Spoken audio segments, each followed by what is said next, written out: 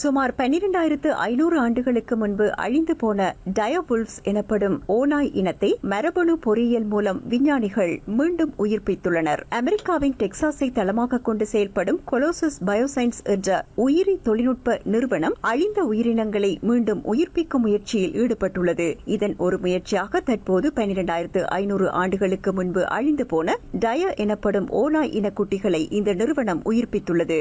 இந்த ஓநாய் இனத்தின் 13,000 ஆண்டுகள் பழமையான பல் மற்றும் 72,000 ஆண்டுகள் பழமையான மண்டை ஓட்டிலிருந்து பெறப்பட்ட DNA மூலமாக ஆரோக்கியமான ஓநாய் குட்டிகளை விஞ்ஞானிகள் உருவாக்கியுள்ளனர். கடந்த வருடம் அக்டோபர் 1 அன்று 2 ஆண் குட்டிகளையும் இந்த வருடம் ஜனவரி 30 ஒரு பெண் ஓநாய் குட்டியையும் விஞ்ஞானிகள் உருவாக்கியுள்ளனர். இந்த ஓநாய்கள் 2000 ஏக்கர் பரப்பளவில் 10 அடி உயர வேலியால் சூழப்பட்ட இடத்தில் வசித்து வருகின்றன. அங்கு பாதுகாப்பும் பணியாளர்கள், ட்ரோன்கள் மற்றும் கேமரா மூலமாக இந்த ஓநாய் குட்டிகள் கண்காணிக்கப்படுகின்றன.